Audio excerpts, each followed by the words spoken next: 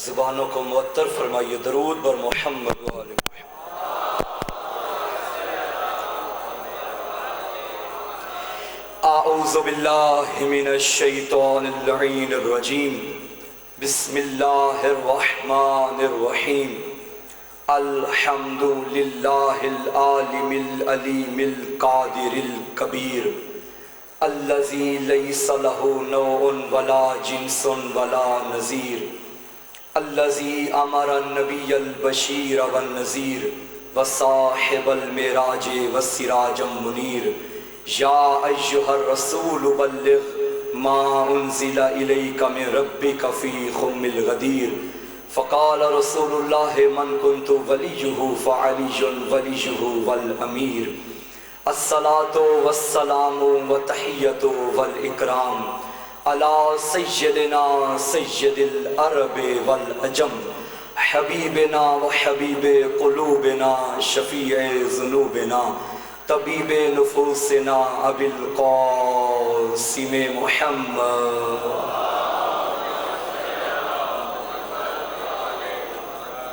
وآلہ الطیبین الطاہرین المعصومین المظلومین المنتخبین المنتجبین، لعنت اللہ علی اعدائہم ومکسر فضائلہم ومنکر ولایتہم ومناکبہم اجمعین، اما بعد فقد قال الرحمن فی القرآن بسم اللہ الرحمن الرحیم، وَيَقُولُ الَّذِينَ كَفَرُوا لَسْتَ مُرْسَلًا قُلْ كَفَى بِاللَّهِ شَهِيدًا بَيْنِي وَبَيْنَكُمْ وَمَنْ عِنْدَهُ عِلْمُ الْكِتَابِ، السلام علی الحسین وعلی علی بن الحسین وعلی اولاد الحسین وعلی اصحاب الحسین وعلی اخوات الحسین، اللہم ارزقنا فی الدنیا زیارت الحسین وفی الآخرۃ شفاعت الحسین، واکتبنا من زوار الحسین واجعلنا من الباقین فی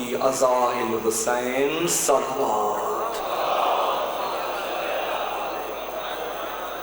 دعا ہے رب دو عالم سے مالک کائنات ہماری عبادت اپنی بارگاہ میں قبول فرمائے۔ خدا کی ذات بھائی بلال نقیب ممبر ناظم ممبر ان کے والدین کے درجات بلند فرمائے۔ سید اعجاز بخاری صاحب کی بیٹی بیمار ہیں، خدا انہیں شفائے کاملہ عاجلہ عطا فرمائے۔ اکبر نشتر حسین یا بشیر حسین غالباً اور عاشق حسین کو باعزت روزگار اور اپنا گھر عطا فرمائے۔ میسم بھائی کی والدہ علیل ہیں، مالک انہیں صحت یابی عطا فرمائے۔ ان کی ہمشیرہ زیارت کربلا مالک نصیب فرمائے اور میسم کی دلی حاجت مالک قبول فرمائے۔ ایک مومن بیمار ہیں، بس صدقہ بیمار کربلا مالک انہیں شفا عطا فرمائے۔ سید وقار شاہ صاحب کو مالک صحت عطا فرمائے۔ عامر عباس کے والد کو مالک صحت عطا فرمائے۔ فضل بادشاہ صاحب کو اولاد نرینہ عطا فرمائے۔ عامر عباس صاحب بلڈ کینسر کے مریض ہیں، ان کی صحت یابی کے لیے دعا ہے، خدا انہیں صحت عطا فرمائے، اور جو مقروض ہیں مالک ان کے قرض غیب سے عطا فرمائے۔ ہاں، یہ جتنی بھی دعائیں ممبر پہ آئی ہیں مالک سب دعاؤں کو جانتا ہے، سارے اپنے اپنے دلوں میں وہ دعائیں رکھیں، خدا سب کی نیک حاجات پوری فرمائے۔ اور اس کے علاوہ جو مجھے یاد ہیں، جو یاد نہیں معذرت، مالک سب کی بارگاہ میں دعائیں، سب کی دعائیں اپنی بارگاہ میں قبول فرمائے۔ وقت کے امام کے ظہور میں مالک تعجیل فرمائے، ہمیں صحیح معنوں میں سچا عزادار بننے کی توفیق عطا فرمائے۔ ایام عزا گزر رہے ہیں، خدا ہمیں جی بھر کے مظلوم کی عزاداری کرنے کی توفیق عطا فرمائے۔ یہ گلدستہ عزا، یہ پھول اسی طرح کھلتے رہیں، مل جل کے عزاداری کرنے کی توفیق عطا فرمائے۔ ملت تشیع میں پیار محبت و الفت عطا فرما، نفرت و کدورت کا خاتمہ فرما، مومنین کو آپس میں سر و صفائی سے رہنے کی توفیق عطا فرما، ولایت علی اور عزاداری مظلوم کربلا کے پرچم تلے اکٹھے ہونے کی توفیق عطا فرما۔ اپنی دعاؤں کو قبولیت کی منزل تک پہنچائیے، سہارا درود کا لیجیے، صلوات۔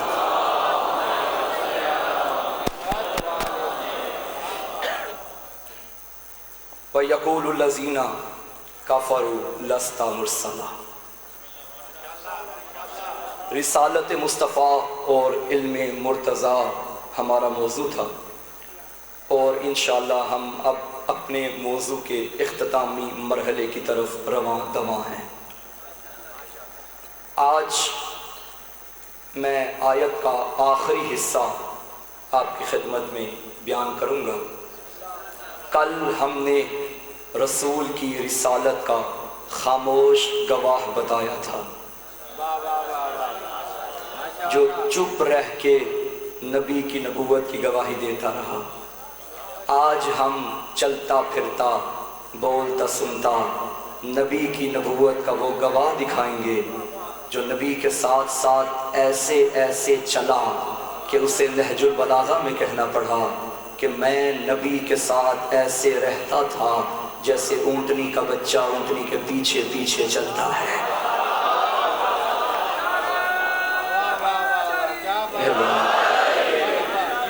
میں یہ تو کہتا ہوں کہ شریک منصب رسالت علی نہیں ہے، مگر شریک مشن رسالت کو علی کہتے ہیں۔ شریک منصب رسالت علی نہیں ہے، شریک مشن رسالت کو علی کہتے ہیں۔ آج میں آپ کو وہ گواہ دکھا رہا ہوں جس کے بارے میں قرآن میں سورہ رعد میں مالک نے فرمایا قُلْ كَفَى بِاللَّهِ شَهِيدًا بَيْنِي وَبَيْنَكُمْ، تمہارے اور میرے درمیان اللہ کی گواہی کافی ہے۔ وَمَنْ عِنْدَهُ عِلْمُ الْكِتَابِ، اور وہ بھی گواہ ہے جس کے پاس پوری کتاب کا علم ہے۔ یہ اگر آپ کا دل ہو تو میں پہلا جلسہ نہ سناؤں آپ کو، جو اسلام کا پہلا جلسہ تھا۔ اللہ نے فرمایا وَأَنذِرْ عَشِيرَتَكَ الْأَقْرَبِينَ، اے حبیب اپنے رشتہ داروں کو ڈراؤ، بلاؤ، انہیں بتاؤ۔ نبی نے اپنے بھائی علی سے مشورہ کیا، رشتہ داروں کو بلانا ہے تو جلسہ کہاں کریں؟ آخر کار فیصلہ ہوا کہ اپنے بابا ابو طالب کے گھر میں کرتے ہیں۔ یہ جلسہ مکے میں ابو طالب کے گھر میں ہوا تھا، توحید کا جلسہ تھا، رسالت کا جلسہ تھا، جبکہ اللہ کا اپنا گھر بھی مکے میں تھا، پھر بھی اس نے جلسہ ابو طالب کے گھر میں کیا۔ پہلا فکرہ آج کی مجلس کا آپ کی سماعتوں کی نظر کر رہا ہوں۔ میرا اللہ، جب مکہ میں تیرا اپنا گھر موجود تھا، پھر تو نے اپنی توحید کا جلسہ ابو طالب کے گھر میں کیوں کیا ہے؟ مجھے سارا عالم اسلام یہی جواب دے گا کہ وہ وقت تھا کہ جب رحمان کے گھر میں، اللہ کے گھر میں بت پڑے ہوئے تھے، اور جہاں بت ہوتے ہیں وہاں توحید کے جلسے نہیں ہوتے۔ پھر مجھے اس کیمرے کے ذریعے دنیا تک بات پہنچانے دو کہ وہ دور کہ جب رحمان کے گھر میں بت تھے، تب بھی عمران کے گھر میں بت نہیں تھے۔ سلامت رہے، خدا سلامت رکھے ان ہاتھوں کو، مالک سلامت رکھے، مل کے حیدری یا علی۔ عمران کے گھر میں نہیں تھے۔ مہربانی، بسم اللہ۔ برائے حوصلہ افزائی محسن بھائی بلانتال صاحب،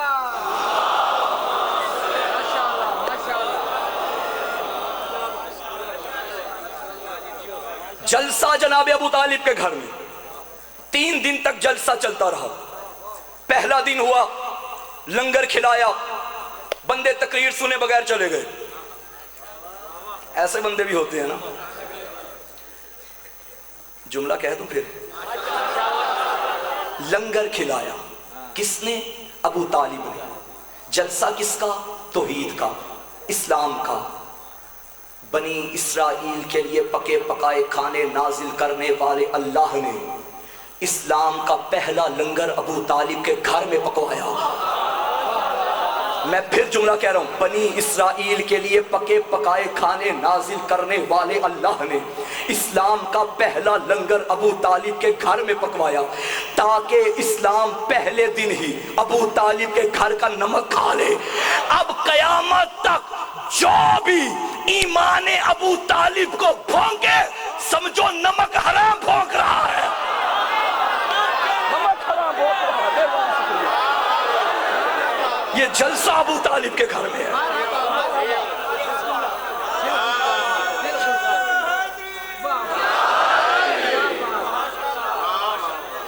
اسلام کا پہلا لنگر، اسلام کا پہلا لنگر ابو طالب کے۔ پہلا دن ہوا، لنگر کھایا، چلے گئے۔ دوسرا دن آیا، بندے اکٹھے کیے، لنگر پکا، کھایا، چلے گئے۔ تیسرا دن جانے لگے، ابو طالب نے روکا، بات آج سن کے جاؤ گے۔ اپنے رسول سے کہا، بھتیجے سے نہیں، اپنے رسول سے کہا۔ اور میں آپ کو ایک جملہ بتاؤں، عرب میں جو بڑا ہوتا ہے اسے سردار کہا جاتا ہے۔ عربی میں کہتے ہیں سردار کو سید۔ عرب میں یہ پورا خاندان سید خاندان کہلواتا تھا، اور جو چھوٹا ہوتا ہے اسے بیٹا کہہ کے پکارا جاتا ہے۔ بیٹے کو عربی میں کہتے ہیں یا بنیا، اے میرے بیٹے۔ ابو طالب نے یہ نہیں کہا قم یا بنیا، فرمایا قم یا سیدی، اے میرے آقا اٹھئے۔ میں نے پہلے دن کہا تھا ابو طالب کے گھر میں بھتیجا نہیں پل رہا تھا، رسالت پل رہی تھی۔ قم یا سیدی، مہربانی، شکریہ۔ میرے آقا اٹھئے، میرے سردار اٹھئے۔ آمینہ کا لال، تاریخ نے لکھا خوبصورت حسین جوان 40 سال کا منبر پہ طلوع ہوا۔ یوں لگ رہا تھا ابو طالب کے گھر میں منبر پہ آفتاب رسالت چمک رہا ہے۔ آب وحی سے دھلی ہوئی زبان سے چشمہ فیض چل رہا ہے۔ رسول آئے، تقریر شروع کی۔ ابو طالب بھی بیٹھے، ابو لہب بھی بیٹھا، دیگر مشرکین مکہ بھی بیٹھے، علی بھی بیٹھے۔ آمینہ کے لال نے خطاب کرنا شروع کیا، بسم اللہ الرحمن الرحیم، ایھا الناس، میں اللہ کا رسول ہوں، میں اللہ کا رسول ہوں۔ ابو لہب نے دائیں بائیں ہاتھ مارا۔ اسے تو ہم صادق سمجھتے تھے، اسے تو امین سمجھتے تھے، یہ آج اس نے کیا اعلان کر دیا کہ میں اللہ کا رسول۔ یہ کون سے خدا کی توحید بتا رہا ہے؟ ہم تو ان خداؤں کو مانتے ہیں۔ ابھی کہہ ہی رہا تھا، نبی نے دوسرا سوال کیا، کون ہے جو تم میں سے میری مدد کرے گا؟ سارا عرب خاموش تھا۔ 10 سال کا علی اٹھا۔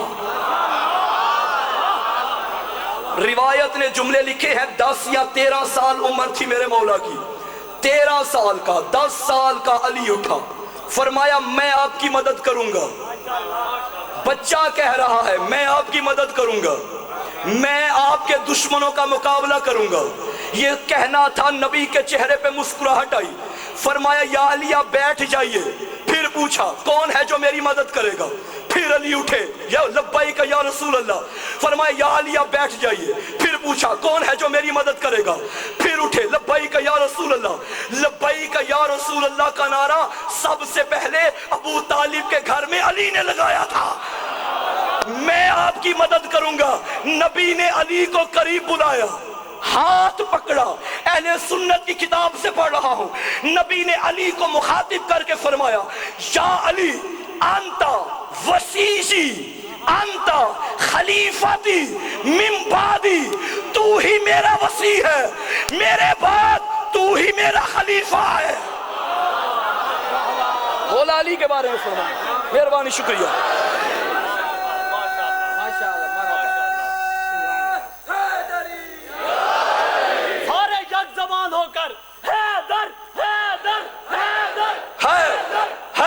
سارے مل کے کرو، غدیری نعرہ لگاؤ، بازو بلند کرو، بازو بلند، سب کے بازو بلند، سب کے بازو بلند۔ حیدر حیدر حیدر حیدر حیدر حیدر حیدری۔ خدا کی قسم یہ نعرہ جھوم جھوم کے لگایا کرو۔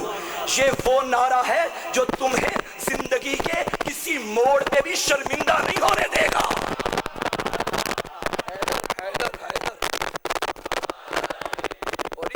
حیدر کو تو علی نے مرحب کے مقابلے میں فخر سے کہا تھا، مجھے پہچان، میری ماں نے میرا نام حیدر رکھا ہے، اس نام پہ علی فخر کرتے ہیں۔ کون ہے جو میری مدد کرے گا؟ علی نے فرمایا یا رسول اللہ، میں۔ رسول کی رسالت کی گواہی شروع ہو رہی ہے۔ نبی نے فرمایا تو میرا خلیفہ ہے، تو میرا جانشین ہے۔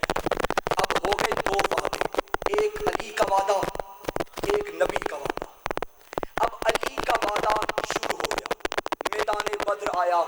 نے وعدہ پورا کیا. میدان احد آیا, علی نے وعدہ پورا کیا. میدان خیبر آیا, علی نے وعدہ پورا کیا. ہجرت کی رات آئی, علی نے وعدہ پورا کیا. معراج کی بات آئی, مجھے جملہ یاد آ گیا, نبی عرش پہ گئے اور وہاں جنت کے دروازے پہ کنڈی لگی ہوئی تھی. کنڈی کہاں؟ عرش پہ جا کے جنت کے دروازے پہ کنڈی دیکھی. علی نبی واپس آئے اور آ کے جب اپنے صحابہ کرام کو معراج کی داستانیں سنائی, تب فرمایا جنت کے جس دروازے سے بھی میں جنت میں داخل ہوتا تھا ایک کنڈی لگی ہوتی تھی. کنڈی کو جب بھی ہلاتے تھے یہی صدا آتی تھی, یا علی یا علی یا علی یا علی. معراج کی رات علی کا وعدہ پورا, ہجرت کی رات علی کا وعدہ پورا, صلح حدیبیہ کے موقع پہ علی کا وعدہ پورا ہوا. شیب ابی طالب میں ابو طالب آدھی رات کو محمد کو اٹھا کے علی کو سناتے, کبھی عقیل کو سناتے, کبھی طالب کو سناتے, کبھی جعفر کو سناتے. ساری زندگی علی وعدہ نبھاتے رہے, علی وعدہ نبھاتے رہے. اب وعدہ پورا کرنے کا وقت آ رہا ہے نبی کا.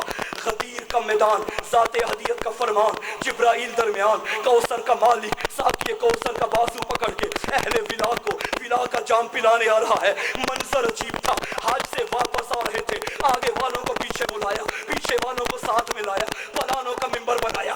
عجیب منظر, پلان پہ پلان, اوپر پلان, اوپر پلان, اوپر نبیوں کا سلطان, ہاتھ میں کلے ایمان. جو خوش ہوا وہ سلمان, جو جل گیا وہ شیطان. تب علی کا بازو پکڑا. آپ نے تو یہ سنا ہے نا کہ ایک بازو پکڑا, پوری ذمہ داری سے پڑھ رہا ہوں, عربی کی کتابوں میں یہی لکھا ہے علی کے دونوں بازو نبی نے پکڑے, یوں سامنے کیا اور فرمایا من کنت مولا فہذا علی مولا. تو پتہ چل گیا نا, جو ساری زندگی محمد کو بچاتا رہا اسے علی کہتے ہیں, اور جو ساری زندگی علی کو منواتا رہا اسے محمد کہتے ہیں. یا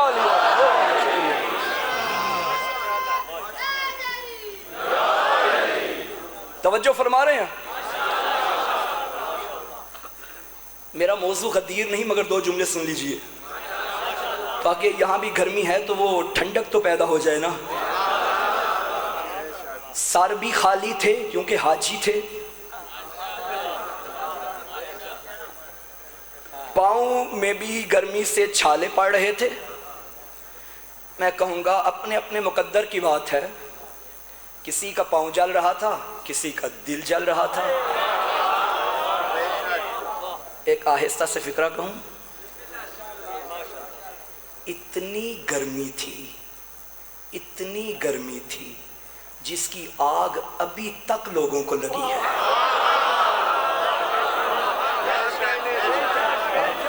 اتنی گرمی تھی. اور عجیب نبی نے انتظام کیا, اعلان ولایت کر دیا, سارے گھروں میں چلے گئے. اب نبی کے اعلان ولایت کا بھی عجیب مقصد تھا. آپ حج کرنے جاتے ہیں, گھر والوں کو پتہ ہوتا ہے کہ فلاں تاریخ کی فلائٹ ہے, واپس آ جائیں گے. اس دور میں سوشل میڈیا موبائل وغیرہ تو تھے نہیں. اب جانے والوں نے واپس بتایا تو تھا کہ ہم فلاں تاریخ کو واپس آ جائیں گے. نبی نے حج کے موقع پہ اعلان نہیں کروایا, جا رہے تھے رکوا دیا, رک جاؤ دیر ہوگی, گھر لیٹ جاؤ گے, تاکہ گھر جا کے تمہارے گھر والے پوچھیں لیٹ کیوں ہو گئے. کہنا پڑے گا علی مولا بن گئے, علی مولا بن گئے. حیدری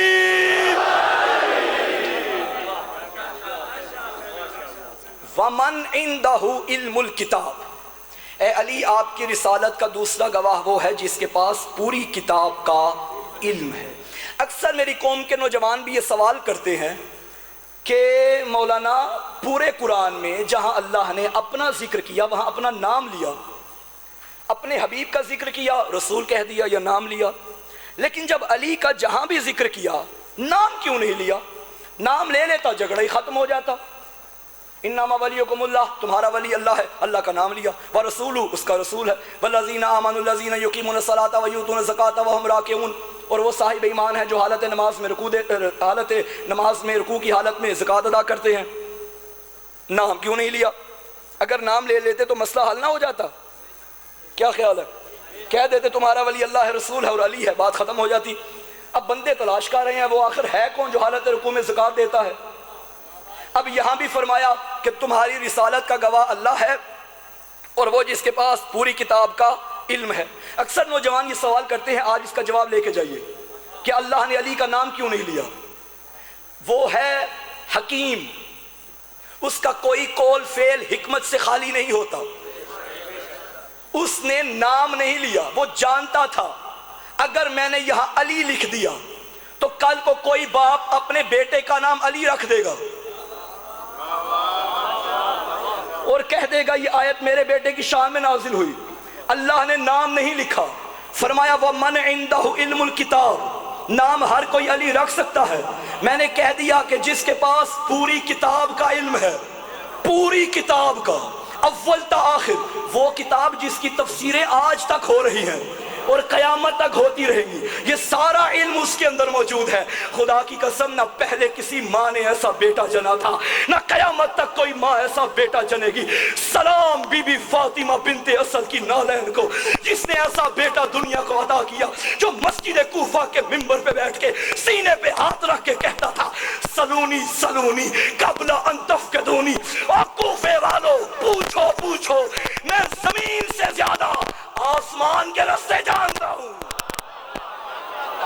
کون علی کے علاوہ؟ یا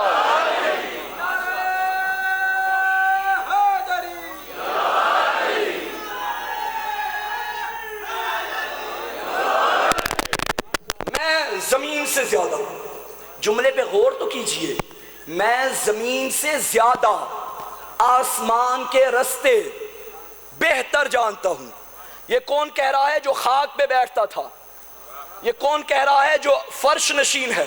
یہ کہہ رہا ہے کہ میں زمین سے زیادہ آسمان کے رستے بہتر جانتا ہوں۔ مان جاؤ ہم اور ہیں، وہ اور ہیں۔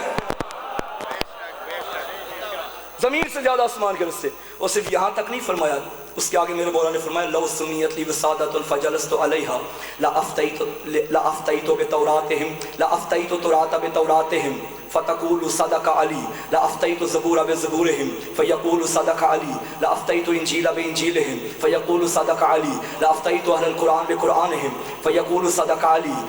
اگر مسند قضاوت کو بچھایا جائے، اوپر علی کو بٹھایا جائے، آئیں توریت والے توریت سے پوچھیں، میں توریت والوں کو ان کی کتاب سے جواب دوں گا، زبور والے زبور سے پوچھیں، زبور والوں کو ان کی کتاب سے جواب دوں گا، انجیل والے انجیل سے پوچھیں، انجیل والوں کو ان کی کتاب سے جواب دوں گا، قرآن والے قرآن سے پوچھیں، قرآن والوں کو قرآن سے جواب دوں گا۔ اگر میری باتوں پہ یقین نہ آئے میں خاموش رہوں گا، کتابیں بول کے کہیں گی علی نے جو کہا ہے سچ کہا ہے۔ یہ ہے علی۔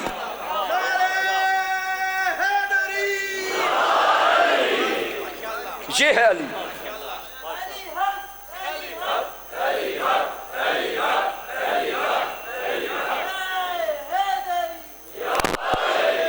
اچھا، میرے مولا نے جب سلونی کا دعویٰ فرمایا تھا تو چند سوالات بھی ہوئے سامنے سے، اور آپ جانتے ہیں نا کہ سوال جو ہوتا ہے وہ سوال کرنے والے کے علمی معیار کا اندازہ لگا دیتا ہے، پتہ چل جاتا ہے کہ جو سوال یہ کر رہا ہے اس کا اپنا علمی لیول کیا ہے۔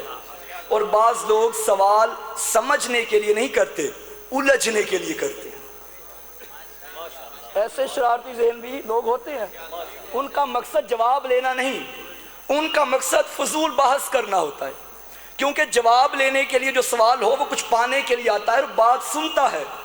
آج کل زمانہ ایسا آ گیا ہے، سوال کرتا ہے بندہ اور پھر اپنا جو ضمیر کے اندر ہے وہ منوانے کی کوشش، ایسا ہے نا؟ یہ شرارتی ذہن کے لوگ ہوتے ہیں، پتہ چل جاتا ہے، اتنا تجربہ تو ہو گیا ہے۔ تو عقل مندی کا تقاضا یہ ہے کہ جیسا سوال آئے ویسا ہی جواب دو۔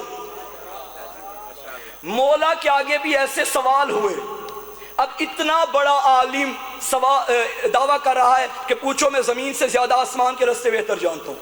آگے سے ایک بندہ کھڑا ہو گیا، اس نے کہا اچھا یا علی، پھر مجھے بتائیے میرے سر کے بال کتنے ہیں؟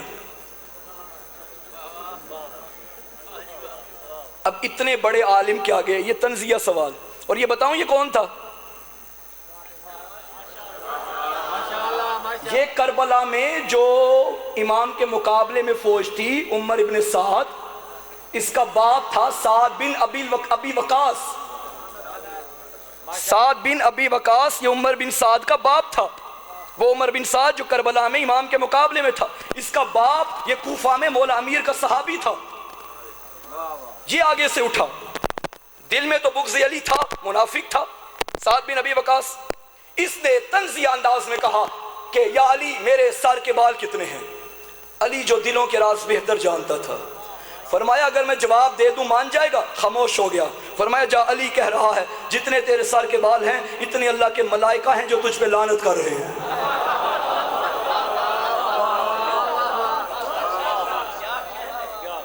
وہ پریشان ہو گیا.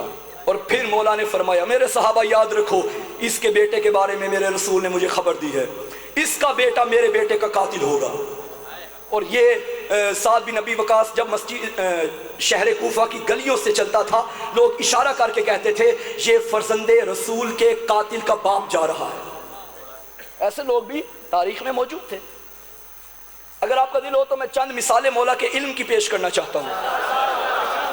کن کن مقامات پہ میرے مولا نے رسالت کو تحفظ ادا کیا، منصب رسالت کو بچایا، نبی کے عہدہ رسالت کو بچایا. ایک مرتبہ رسول اللہ کے دنیا سے جانے کے بعد ایک دربار میں ایک دہریہ آ گیا. دہریہ جو اللہ کو نہیں مانتا تھا، اس نے دربار میں آ کے کہا کہ آپ کا خدا قادر ہے؟ اب مجھے نہیں معلوم کون تھا دربار میں، خیر جو بھی تھے، انہوں نے کہا ہاں ہمارا اللہ قادر ہے. دہریہ نے سوال کیا کیا آپ کا اللہ واحد ہے؟ انہوں نے کہا جی ہمارا اللہ واحد احد وحدہ لا شریک ہے. دہریہ بول اٹھا اچھا پھر مجھے یہ بتائیے کیا آپ کا اللہ اپنے جیسا اللہ بنا سکتا ہے؟ اب یہ سوچنے پہ مجبور ہو گئے، اگر میں کہوں کہ نہیں بنا سکتا تو وہ قادر نہیں رہے گا، اگر میں کہوں بنا سکتا ہے وہ ایک نہیں رہے گا. دہریہ نے دو راہے پہ کھڑا کر دیا. آپ کے کیا کہیں جو بولے ہو اس جملے کو سمجھو. دہریہ نے دو راہے پہ کھڑا کر دیا اور اس نے کہا بتاؤ قادر ہے؟ ہاں ہاں ہے. احد ہے؟ واحد ہے؟ ہاں ہے. تو بتاؤ بنا سکتا ہے یا نہیں بنا سکتا؟ کوئی جواب نہیں. دہریہ خوشی سے مسجد سے نکل رہا تھا، دیکھا ان کے پاس کہاں سے جواب آئے گا. مانتا نہیں تھا خدا کو، نظریں جھکا کے گزر رہا تھا. لوگوں کی نظروں پہ نظریں رکھنے والے سلمان کی نظریں اس کی جھکی ہوئی نظروں پہ پڑ گئی. سلمان نے اس کے بازو کو پکڑا، فرمایا کیا ہوا؟ اس نے کہا تمہارے جو دربار میں بیٹھے ہوئے ہیں صاحب انہیں پتہ ہی نہیں، میں سوال کرتا ہوں ان کے پاس جواب ہی نہیں. سلمان نے بازو پکڑا، فرمایا تجھے باب مدینہ العلم کے در پہ لے کے جاتا ہوں. علی کے در پہ آیا، دق الباب کیا. علی نے اندر سے فرمایا سلمان خود بھی آ جاؤ، دہریہ کو بھی لے آؤ. توجہ چاہتا ہوں، خود بھی آ جاؤ، دہریہ کو بھی اندر لے آؤ. یہ دہریہ پریشان ہوا کہ نہ میں نے اپنا نام بتایا نہ اس نے اپنا نام بتایا. اندر والے نے سمجھ بھی لیا کہ سلمان ہے اور میں اس کے ساتھ ہوں. اندر گئے، سلام سلام کا جواب ہوا. علی فرماتے ہیں بتا دہریہ سوال خود بتائے گا یا میں خود بتاؤں؟ اس نے کہا سوال آپ خود بتائیں گے؟ علی نے فرمایا ہاں میں سوال خود بتاؤں گا. پریشان ہوا، کہنے لگا ٹھیک ہے جواب بھی آپ بتائیں سوال بھی آپ بتائیں. علی نے فرمایا تمہارا یہ شوق تھا نا، تم یہ سوال لے کر آئے تھے، تم نے پہلے پوچھا تھا کیا ہمارا اللہ قادر ہے، تمہیں جواب ملا ہاں قادر ہے. تم نے دوسرا سوال کیا کیا اللہ ایک ہے، تمہیں جواب ملا ہاں اللہ ایک ہے. پھر تم نے یہ سوال کیا کیا اللہ اپنے جیسا اللہ بنا سکتا ہے؟ تو لے مجھ سے جواب سن، اپنا شوق پورا کر. اللہ اپنے جیسا ایک نہیں ہزار اللہ بنا سکتا ہے. اللہ اپنے جیسا اس نے کہا بنا سکتا ہے. علی نے فرمایا بنا سکتا ہے. اس نے کہا پھر وہ ایک نہیں رہے گا. علی نے فرمایا رہے گا. توجہ چاہتا ہوں سامعین محترم، یہ ہے علم علی. علی نے فرمایا رہے گا. توحید خدا بچا رہا ہے علی، رسالت مصطفیٰ بچا رہا ہے علی. علی نے فرمایا رہے گا. اس نے کہا وہ کیسے؟ نہ بنائے تو قادر نہیں رہے گا، جب بنا لے گا تو وہ ایک نہیں رہے گا، دو ہو جائیں گے، تین ہو جائیں گے. علی نے فرمایا جاہل جتنے بھی بنائے ایک ہی رہے گا، کیونکہ وہ بنانے والا، وہ بننے والے، یہ مخلوق ہوں گے، وہ خالق ہوگا، وہ بنانے والا ہوگا۔ ایسے نہیں دونوں بازو بلند کر کے نعرہ حیدری، وہ ایک رہے، اس کی قدرت میں بھی کوئی شک نہیں، اس کی وحدانیت میں بھی کوئی شک نہیں۔ بسم اللہ۔ کسی نے مولا امیر سے پوچھا تھا، یا علی آپ سوال سننے سے پہلے جواب کیسے دے دیتے ہیں؟ اور کوئی سوال بھی کرے آپ سوچتے بھی نہیں اور فوراً جواب۔ علی نے فرمایا بتا تیرے ہاتھ کی انگلیاں کتنی ہیں؟ کہتا ہے 5۔ فرمایا سوچا کیوں نہیں؟ اس نے کہا یا علی یہ بھی کوئی سوچنے کی بات ہے، ہر وقت میری آنکھوں کے سامنے رہتی ہیں۔ علی نے فرمایا یہی میرا جواب ہے، پوری کائنات جیسے تیرے ہاتھ کی ہتھیلی انگلیاں تیری آنکھوں کے سامنے رہتی ہے نا، پوری کائنات کا ذرہ ذرہ علی کی آنکھوں کے سامنے رہتا ہے۔ یہ ہے علی، یہ ہے علی، یہ ہے علی۔ ہم علمی مکتب سے وابستہ ہیں۔ ایک اور سوال آ گیا میرے ذہن میں، کسی نے میرے مولا حسن علیہ السلام سے پوچھا تھا، صلوات پڑھیے امام کے ساتھ۔ مولا سے اس نے پوچھا مولا بتائیے اس کائنات میں سب سے شدید ترین چیز کیا ہے؟ امام نے فرمایا پتھر۔ اس نے کہا اس سے شدید اور مضبوط؟ فرمایا لوہا جو پتھر کو بھی توڑ دیتا ہے۔ اس نے کہا اس سے شدید ترین کیا ہے؟ مولا نے فرمایا آگ جو لوہے کو بھی موم بنا دیتی ہے۔ اس نے کہا اس سے مضبوط ترین کیا ہے؟ فرمایا پانی جو آگ بھی بجھا دیتا ہے۔ اس نے پوچھا پانی سے شدید ترین چیز کیا ہے؟ فرمایا وہ بادل جو پانی کو اٹھا کے چلتے ہیں۔ اس نے کہا بادلوں سے شدید ترین چیز کیا ہے؟ فرمایا وہ ہوائیں جو بادل اٹھا کے چلتی ہیں۔ اس نے کہا یہ بادل سے شدید ترین چیز کیا ہے؟ فرمایا وہ فرشتہ جو ہوائیں اٹھا کے بادل اٹھا کے چلتا ہے۔ اس نے کہا یہ فرشتے سے بھی شدید ترین، ملک سے شدید ترین چیز کیا ہے؟ فرمایا وہ ملک الموت ہے جو اس کو بھی نہیں چھوڑے گا۔ اس نے کہا یہ ملک الموت سے شدید ترین چیز کیا ہے؟ امام فرماتے ہیں وہ امر ہے، ہم اولی الامر ہیں۔ حیدری ہم اولی الامر ہیں، ہم اولی الامر ہیں۔ پچھلے سال کا موضوع یاد ہے نا، یا ایھا الذین آمنوا اتقوا اللہ، یا ایھا الذین آمنوا اطیعوا اللہ واطیعوا الرسول واولی الامر منکم، اطاعت کرو اللہ کی، رسول کی اور اولی الامر کی۔ یہ گھرانہ اولی الامر کا گھرانہ ہے۔ علم علی کے گھر میں، ومن عندہ علم الکتاب، پوری کتاب کا علم علی کے سینے میں۔ اور یہ تمہارے امام کے علاوہ کسی کو یہ منصب نہیں ملا، یہ عہدہ نہیں ملا، اور یہ اعزاز بھی میرے مولا کو حاصل ہے کہ نبی نے فرمایا تھا انا مدینۃ العلم وعلی بابھا، میں علم کا شہر ہوں اور علی اس کا دروازہ ہے۔ میں اپنی بات نہیں کرنے لگا۔ مولانا حنیف قریشی صاحب کو جانتے ہیں؟ ہمارے اہل سنت کے ہاں ایک بہت بڑا نام ہے، اور اکثر یہ ماہ رمضان میں بول ٹی وی چینل پہ پروگرام لگتے تھے جس میں مختلف مکاتب فکر کے علماء اکرام بیٹھے ہوتے تھے، ان میں مولانا حنیف قریشی صاحبی اپنے مسلک کی نمائندگی کرتے ہوئے نظر آتے تھے۔ ٹھیک، علم حدیث میں وہ کافی ماہر ہیں، میں انہیں ذاتی طور پہ بھی جانتا ہوں، پنڈی سے ان کا تعلق ہے۔ مولانا حنیف قریشی صاحب کراچی میں یہ پروگرام ہو رہا تھا، تو ڈاکٹر عامر لیاقت کے پروگرام میں وہ بیٹھے ہوئے تھے۔ تو دیکھیں یہ شیعہ جو ہوتے ہیں نا، جہاں بھی ہوں بتا دیتے ہیں ہم شیعہ ہیں۔ پروگرام جاری تھا، live online programme live ہو رہا تھا، آگے جتنے بیٹھے ہوئے تھے ان میں سے ایک جوان لڑکی کھڑی ہوئی۔ بظاہر مجھے تو پہلے یہ لگا کہ بچی سنی ہے، سوال بتا رہا تھا بچی شیعہ ہے۔ یہ ان کے آفیشیل پیج پہ بھی ان کا یہ کلپ موجود ہے، پچھلے سے پچھلے سال ماہ رمضان کی بات ہے۔ یہ بچی کھڑی ہوئی اور اس نے کہا مولانا میں ایک سوال کرنا چاہتی ہوں۔ مولانا نے کہا جی کریں۔ ڈاکٹر عامر لیاقت بھی متوجہ ہوئے، جی کیجئے۔ انہوں نے کہا یہ جو حدیث پڑھی جاتی ہے کہ میں شہر علم ہوں اور علی اس کا دروازہ ہے اور فلاں کھڑکیاں ہیں اور فلاں پرنالے ہیں اور فلاں دیواریں ہیں، مولانا حنیف قریشی صاحب آنکھیں بند کر کے کہنے لگے انا مدینۃ العلم وعلی بابھا، صحیح حدیث بس اتنی ہے. سنی عالم نے یہ کہا تھا صحیح حدیث بس اتنی ہے. میں شہر علم علی دروازہ. شہروں کی دیواریں نہیں ہوتی,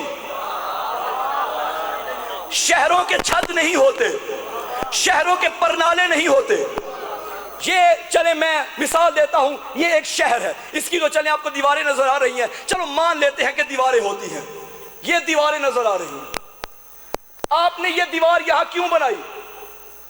تاکہ باہر والا اندر نہ آ جائے, اندر والا باہر نہ چلا جائے. یہ دروازہ کیوں بنایا؟ جس نے آنا ہے آ جائے. نبی نے فرمایا میں علم کا شہر ہوں, علی اس کا دروازہ ہے. اچھا اگر کوئی دیوار پھلانگ کے آ جائے, علی باب مدینہ تو علم ہے, خیرات علم کی لینی ہے, مصطفیٰ کے در پہ آنا ہے, علی کے علاوہ اور تمہیں کوئی نظر نہیں آئے گا. یا علی یا علی, شہر علم کا دروازہ میرا مولا علی ہے. اور مولا کا اپنا فرمان, مولا نے مفاخرہ کیا تھا ایک مرتبہ مولا حسین علیہ السلام کے ساتھ, جس میں دونوں باپ بیٹا ایک دوسرے پہ فخر کر رہے تھے. جب باپ نے اپنے فضائل پڑھے نا, بیٹا مجھے پہچانو میں کون ہوں, انا امیر المومنین, انا امام المتقین, انا قاتل المشرکین, انا امام الموحدین. اس نے مولا نے فرمایا تھا انا باب اللہ الذی یؤتی منہ, میں اللہ کا وہ دروازہ ہوں جہاں سے اللہ ملا کرتا ہے. مولا کا یہ فرمان. اور جب چلے میں نے مفاخرہ کی بات کی ہے, میں سارا نتیجہ آپ کی خدمت میں عرض کر دوں. جب مولا امیر اپنے فضائل بیان کر رہے تھے نا, تو مولا حسین سے فرمایا حسین آپ اب اپنے فضائل پڑھیے, آپ کو اللہ نے کون سی فضیلت عطا کی ہے. حسین مسکرا کے کہنے لگے بابا جان جتنے فضائل آپ نے اپنے ابھی پڑھے ہیں مجھے اتنے بتائیے, کیا وہ آپ کے بابا ہیں یا میرے بابا ہیں؟ اللہ اکبر. علی کا بابا ابو طالب, حسین کا بابا علی ہے, جو ابو طالب کا بھی امام, ابو طالب کا بھی. سبحان اللہ. علم ہمارے مکتب کی پہچان ہے. میرا مکتب علمی مکتب, میرا منبر علمی منبر, میرا مذہب علمی مذہب. اور بحمدللہ جن رہبروں کو ہم مانتے ہیں ان میں سے کوئی ایک بھی جاہل نہیں تھا. یہ علم لینے کے لیے کسی کے در پہ نہیں گئے, لوگ علم لینے کے لیے ان کے در پہ آئے. اور میں پوری ذمہ داری سے کہہ رہا ہوں, دنیا کے امام اس وقت تک امام نہیں بنے جب تک میرے امام کے شاگرد نہیں بنے. ہاں,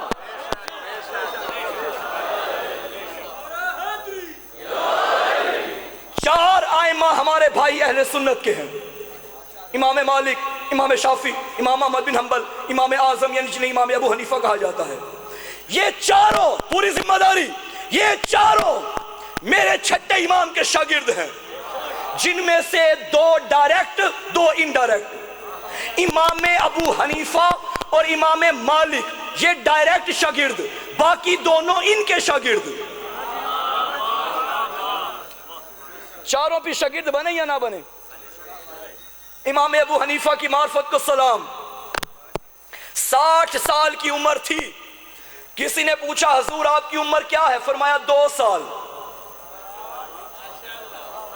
انہوں نے کہا 60 سال کے 2 سال, یہ کیسا جواب, آپ امام ہیں, آپ کی فقہ ہے. فرمایا ساری زندگی جو میں نے جعفر صادق کی خدمت میں نہیں گزاری اسے میں موت سمجھتا ہوں, جو 2 سال اس کی خدمت میں گزارے اسے زندگی سمجھتا ہوں. 2 سال.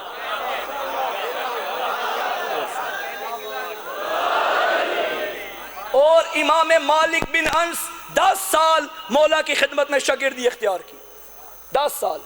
اور امام مالک کا کہنا تھا ما رأیت الا ثلاثہ, میں نے چھٹے امام کو 3 حالتوں کے علاوہ کسی حالت میں نہیں دیکھا. 10 سالوں میں جب بھی دیکھا یا نماز پڑھتے ہوئے, یا روزے کی حالت میں, یا قرآن پڑھتے ہوئے. امام مالک کا کہنا ہے کہ 10 سالوں میں نے چھٹے امام کو ان 3 صورتوں کے علاوہ کبھی دیکھا ہی نہیں ہے. ناز کیا کرو، یہ تمہارے امام ہیں، تمہارا مکتب علمی مکتب ہے. لوگ امام بنے ہمارے امام کے شاگرد بن کے. اور میں اپنے بھائیوں کو محبت بھری دعوت فکر دے رہا ہوں. جو شاگرد اس کی فکر اور کیوں ہے، جو استاد اس کی فکر اور کیوں ہے. میری ذمہ داری ہے یہ بات کرنا. میں پہلے بات کروں، ہم کسی کی توہین کے قائل نہیں ہیں. ہاں، ہمارے مراجع، ہمارے علماء دوسرے مذہب کے مقدسات کی توہین کو جائز نہیں سمجھتے، لیکن دعوت فکر تو دے سکتا ہوں نا، محبت بھرا پیغام تو دے سکتا ہوں نا، کہ وہ بھی نہیں دے سکتا. امام ابو حنیفہ ہمارے محترم ہیں، بھائیوں کے امام ہیں، ان کی ایک فقہ ہے، عالم ہے، لیکن جب شاگرد ہیں ایک اس امام کے، تو ٹیلی ویژن پہ جب افطاری کا وقت آتا ہے ایک طرف لکھا ہوتا ہے فقہ جعفریہ کے مطابق کتنے بجے روزہ کھلے گا، فقہ حنفیہ کے مطابق کتنے بجے. یہ ٹائم چینج کیوں ہو گئے؟ کیوں چینج؟ جب استاد وہی شاگرد اس کے آگے بیٹھتا تھا تو وہ فقہ اور یہ اور اس کے ماننے والے ہاتھ کھول کے نماز پڑھ رہے ہیں، اس کے ماننے والے ہاتھ باندھ کے نماز پڑھ رہے ہیں. استاد کون ہے، شاگرد کون ہے، یہ فیصلہ آپ کیجئے گا. اور جو استاد ہے وہ امام، اور جو شاگرد وہ امام اعظم کیسے بن گیا، یہ فیصلہ آپ کیجئے گا. دعوت فکر دے رہا ہوں، گھروں میں جا کے سوچئے گا، اپنے علماء اکرام سے پوچھئے گا. بس اتنا پوچھ لینا، جب 2 سال امام کی خدمت میں رہ کے شاگردی کی تھی، پھر اس ہمارے امام کی فقہ میں اور اس امام کی فقہ میں تبدیلی کیوں آئی؟ صلوات.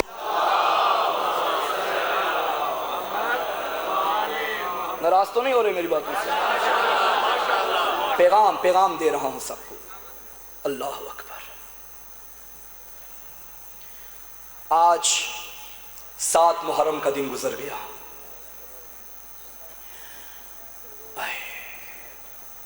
آج کے بعد پانی احتیاط سے پینا.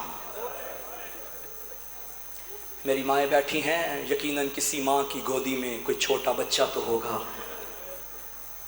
پانی جب بچوں کو پلانا، کوشش کرنا پانی ضائع نہ ہو، کیونکہ آج کے بعد بی بی سکینہ کو پانی نہیں ملے گا.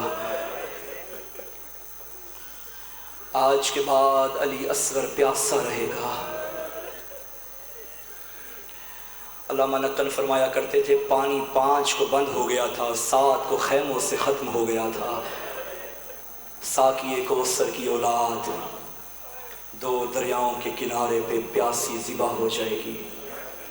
میرا سنی بھائی بھی آ کے بیٹھا ہوا ہے، میں سید ہوں، اولاد رسول ہوں، میری رگوں میں رسول کا لہو ہے، بطول کا لہو ہے. میں ایک منت کر رہا ہوں، اگر تو ہمارے گھر کا کوئی مرا تم ماتم نہ کرو. دیکھو نبی کا بیٹا قتل ہو گیا ہے، نبی کی نواسیاں جنگلوں میں تنہا رہ گئی ہیں. میں سنی بھائی کے آگے ہاتھ جوڑ کے کہوں گا، اب خوشیاں نہ منانا، اب رسول کو ان کے بچوں کا پرسہ دے دو. 3 دن کا مہمان ہے زہرا کا لال، صبح سے لاشیں اٹھا کے تھکا ہوا غریب. 28 رجب کو مدینے سے بیبیاں آئی تھیں. بی بی ام لیلہ جب آئی کربلا میں تو بی بی لیلہ کا سہاگ ساتھ تھا. بی بی رباب آئی، بی بی کا شوہر ساتھ تھا. آج اس ماں کو پرسہ دینا ہے جو 12 سال کی بیوہ تھی، 13 سال کا جوان تھا. دعا کیا کرو کوئی ماں جوانی میں بیوہ نہ ہو، کوئی بیوی جوانی میں بیوہ نہ ہو. اللہ نہ کرے اگر جوانی میں اس کا شوہر مر جائے نا، اس کا سہارا اس کی جوان اولاد ہوتی ہے. بی بی ام فروا تیری اپنی قسمت ہے، جوانی میں حسن کو تڑپتے دیکھا، بڑھاپے میں قاسم کو تڑپتے دیکھا. بی بی کا کوئی سہارا نہیں، کربلا میں ایک لال لے کر آئی تھی. میری مائیں بیٹھی ہیں، تمہاری جوان اولاد ہے، ہمیشہ یہی دعا کرتے ہو نا، میری جوان اولاد، میری جوان اولاد ہو، میں بیٹے کے سہرے دیکھوں، میں بیٹے کی شادیاں دیکھوں. یقیناً کربلا میں شادی تو کوئی نہیں ہوئی، لیکن माँ की हसरत तो होती है ना, मेरा बेटा जवान हो, मैं जवान के सेहरे देखूं। करबला की किसी माँ को ये मौका देखना नसीब नहीं हुआ। कोई 18 साल के जवान का लाशा, कोई 13 साल के जवान का। अजरकुम अल्लाह आज़ादारो, करबला में आ गई ये बीबी। सुबह से लेकर असर के टाइम तक हर जवान मेरे मौला की खिदमत में आता था। मौला इजाजत है मैं मक्तल में चला जाऊं। किसी शहीद को इमाम ने मुश्किल से इजाजत नहीं दी। ये हसन का वो यतीम था जो बार बार खैमों में आता था। इमाम एक ही फिक्रा फरमाते थे, हसन का यतीम तू मेरे भाई की निशानी है। मैं जब भी हसन को देखना चाहता था मैं तेरा चेहरा देख लेता था। ये समझा मुझे अब शहादत नहीं मिलेगी। रो के कहते हैं, चचा जान क्या अकबर मारा गया, अब्बास भी चले जाएंगे, सारे चले जाएंगे, मुझे बताइए क्या मुझे शहादत नहीं मिलेगी। रो के गरीब ने फरमाया, कासिम शहीद सारे होंगे, वो झूले में जो असगर सो रहा है वो भी शहादत से नहीं बचेगा। तड़पा हसन का यतीम और कहने लगा, चचा मेरा भाई असगर तो चल भी नहीं सकता, क्या दुश्मन बेहया मेरी पुफियों के खैमे में आ जाएंगे। ये जुमला सुनना था। गरीब ने रोना शुरू किया।